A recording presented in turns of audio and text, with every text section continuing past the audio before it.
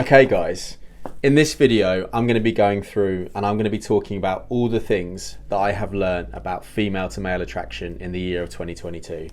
This is going to be based off research, this is going to be based off the experiences of people that I've coached, and this is also most importantly going to be based off my own personal experiences. So, the first thing that I have learned about female to male attraction is that women value the whole rather than valuing one part of the man. So I'm super guilty of this, and I feel like a lot of guys that put out content on YouTube are guilty of this. But we all want to try and pin it down, and we always want to try and determine one thing that matters. So the red pill school of thought is that it's all about status and wealth. And the more status and wealth you have, the more successful you'll be with women. Black pillars are going to say that chads are stealing all the women and that nothing else matters, and if you're unattractive, you're fucked and just give up. Whereas blue pillars are going to say that none of that matters, just be yourself and the right girl will come to you. The reality is that there is going to be a truth in all three of them, because in order for an argument to exist or a philosophy to exist, there has to be a small grain of truth, or even more than a small grain of truth. And when I look at my personal experiences dating, I think this more and more plays out the more I look at it. So there are some women that will openly say when I go on a date with them, I'm on a date with you because I think you're hot. But I've also had women say, I don't want to go on a date with you because you don't earn enough money. There is different emphasis and different value of importance placed on all the different aspects of a man. And how much value and how much importance is placed on it will vary massively on the woman, will vary on her experiences of the world, and it will vary based on what she wants from her life. But you cannot categorically say that one thing is important. And you'll see this a lot as well when you hear women talk about why they've chosen the man that they've chosen. You're never going to hear a woman say, this is my new husband, I've chosen him because he's really hot. You're never going to hear a woman say, I'm with this guy because he has lots of money. It will always be more and more varying factors in that. And whilst there may be one that perhaps attracted the woman in the first place, or there was one non-negotiable that the guy had in the first place, it will be a combination of other things which helps that woman to make that decision in terms of what she wants. And I think unfortunately, whenever we look at YouTube content, so many of the coaches try and push it down to one thing and pin it down to one thing, when the reality is you need to have a degree of all three of the philosophies in order to be successful. Second thing that I've learned about attraction: women crave masculine men. They just don't want to admit it. Well, they don't. Not only do they not want to admit it, they will reluctantly admit it. So red pillars are going to love this one, and I, truth be told, absolutely love this one as well. So we see in the world that there is a demand for feminine men, and we see softer, more emotionally vulnerable men pushed as being the ideal. And whilst again there will be small contingents of women that may be drawn to that, may have a preference for that, and may gravitate towards that, what I have personally seen and what I have personally felt in my dating life is that women want a guy with old school values, a strong mental frame, and a guy that can take the lead. And this can look very different on a case-by-case basis, and on a guy-by-guy basis, and on a girl-by-girl basis in terms of what they want. But I would definitely say that picking a girl up on a date is still considered to be attractive. Paying for the date is still considered to be attractive. Taking the lead physically is considered to be attractive. Being dominant is considered to be attractive. And just being that guy that really holds the value and really leads in all aspects of the relationship is still attractive. And this again is something that I felt in my dating life, particularly when I've gone on dates with maybe girls that are slightly younger than me. So for context, I'm 33. But I've had experiences where I've done all of these things with women and I have seen visually how well it goes down. I have visually seen how well they respond to it. But when I've asked them about it, they've come back with all the usual cliches. I don't need a man. I don't need you to do that. I make my own money. I'm happy to pay. But the reality is they're saying one thing, but their actions are actually conveying something completely different. So if you're dating at the moment, or you're about to start dating, I would massively consider that you hold your traditional masculine values if there's something that they've got, because I think women respond very, very well to them. And whilst they may not initially agree, I think their actions will definitely show that they respond really well to it.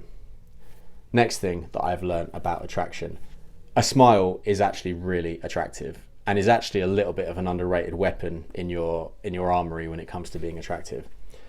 So I, like most guys, when I've recently used dating apps, have had all the usual photos.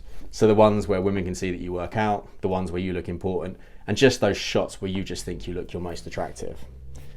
And whilst I think I and most guys can have decent results with some of those photos, what you'll actually realise is that a smile photo actually probably holds more value than you've probably realised.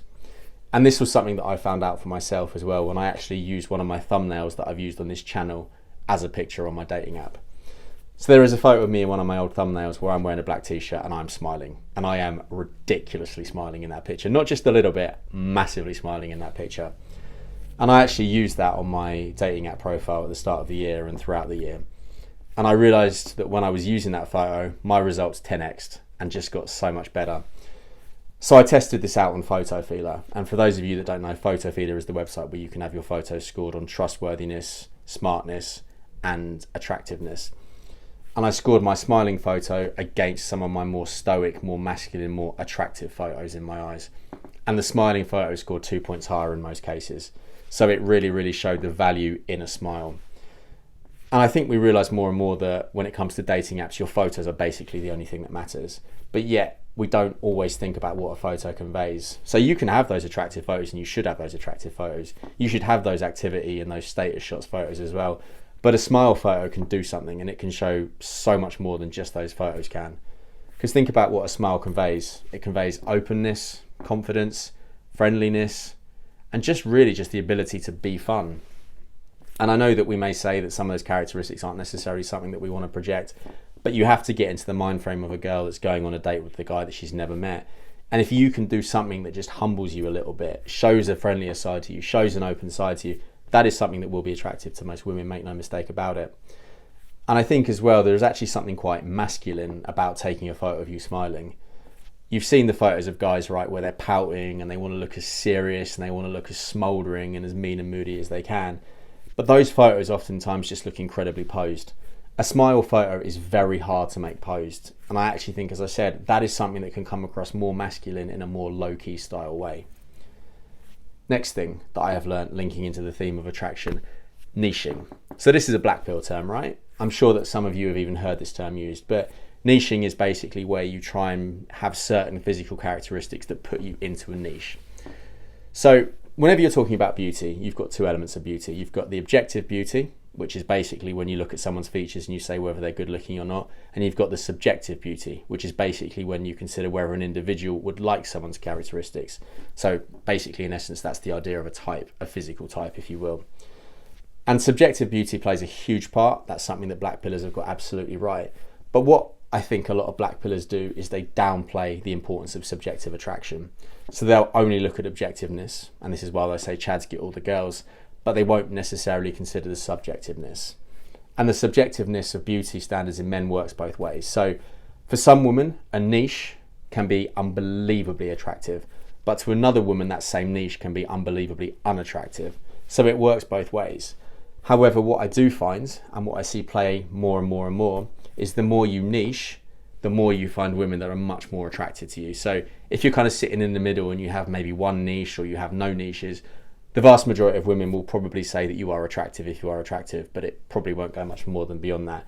But if you have a couple of other niches, or you have one big niche and something that makes you vastly different to the average guy, assuming you're attractive enough, there will be some women that will massively, massively be all over you because of that niche. And this is something I've had because of my tattoos and my nose ring and my curly hair, right? I have found that those physical characteristics are very attractive to some women. But on the other side, I've also found that those physical characteristics are very unattractive to other women. So there is no niche that will be attractive to all women, and that is what makes it a niche. But if you have a niche, or you've got some aspect of the way that you look or something about you that you can play up, you should absolutely play that up, because it will really, really play dividends in your dating life, both in terms of boosting your results with the right women, but also in terms of filtering out the wrong women, because the wrong women won't be attracted to you because of your niche. Final thing that I've learned, passion is really attractive to women. So again, a little bit of a cliche, right? And you've probably seen this one, and as I say, you're probably like, oh yeah, fucking hell, Alex, we all knew that. We all knew women like passionate guys, and we all know this. Well, the Belgian psychologist Esther Perel said something which I can't directly remember, but she basically implied and said openly that passion is something that women and men are drawn to, as it is unanimously attractive. And I think there are times when I've seen women do what they like doing, and I've seen that passionate, and I've seen that as attractive, but I don't think it's the same way. I think women love it when they see a man attracted to when they see a man doing what he is passionate about, and they are attracted to that. So I've had experiences where I've gone on dates with women and they have seen one of my videos before they have met me. And I don't normally like that, because I think it's a chance for them to prejudge me, right? But I've then gone on those dates and I've asked the women what they thought of my video. And I've expected some of them to say it was a bit of an ick, bit of a turn off, kind of repulsive and kind of a red flag. But I've actually had some women say that they find it really attractive watching me talk, because it is obvious that I am passionate about what I am talking about. And again, I think this is something that is pretty unanimously true.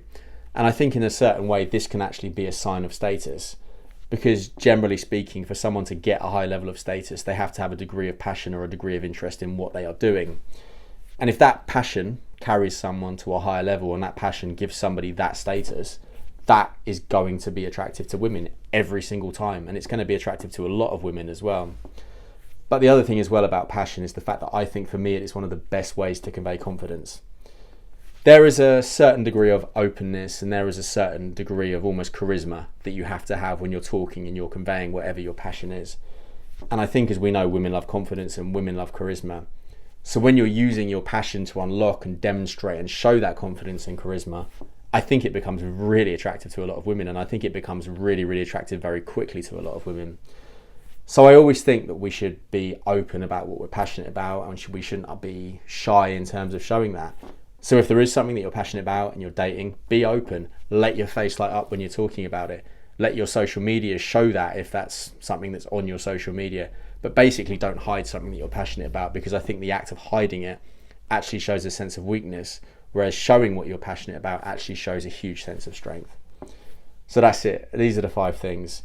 And I could absolutely do another 5, 10, 15 things as well. So let me know if you'd like to do that. But if you like this video, please can I ask you to click like and subscribe down below. And if you really liked it, I am also offering coaching at the website also down below.